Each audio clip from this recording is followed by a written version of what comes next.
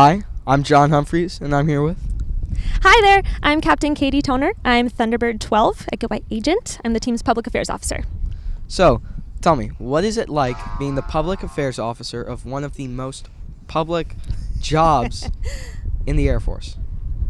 I think you said it right there. It's crazy.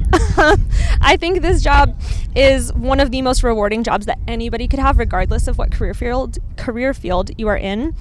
But I think I'm very blessed to be in public affairs. One of the things I tell folks is my favorite part of my job is that I get to embed with every other job in the Air Force. And so I get to experience what it's like to be an F-16 pilot. I get to experience what it's like to do all of these other crazy things. And now I get to do that on America's team. Wow, absolutely. So how'd you find yourself in this position? Also, very good question. So I went to a small school in Colorado Springs called the United States Air Force Academy. After college or after high school, that's where I decided to go. Don't know what talked me into that, but it was probably the best decision for me. And out of that, I commissioned as a public affairs officer. So that was about 7 years ago now in 2015.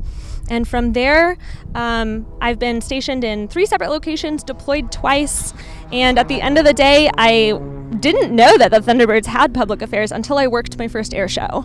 And I was actually an air show POC and or point of contact essentially for public affairs. And I learned that the team had public affairs, and I said, wow, that's cool. I'll probably never do that. And then just something I like to live by is don't set limits for yourself, right? So I said, why not? Let me just apply and see what happens.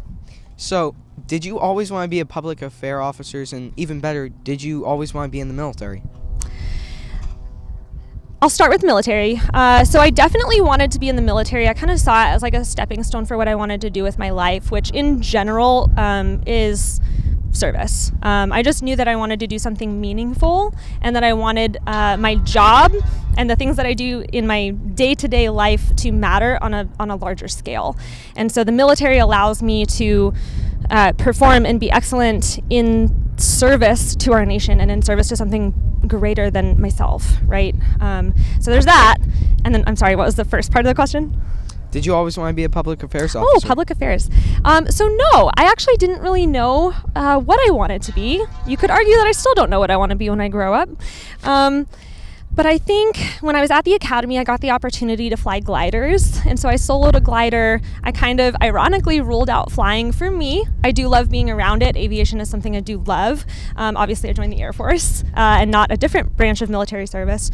But I think I tested out a lot of things. You know, I used college as like my experiment, right? To see, okay, do I like jumping? Do I like flying? Do I like science, technology? Like what do I enjoy? And I found that I really enjoy psychology. And this job allows me to interact with people and to kind of use that part of my background the most. And I just love it.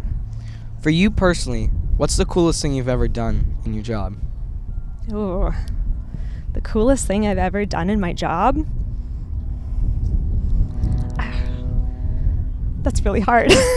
I mean, right now, I'm probably going to have to say flying in the back of one of these guys. Wow. So if you could go back and tell your younger self one piece of advice, what would it be?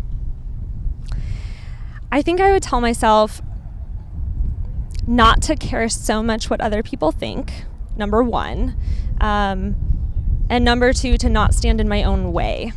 I think those are twofold. I think a lot of people set limitations for themselves without realizing it.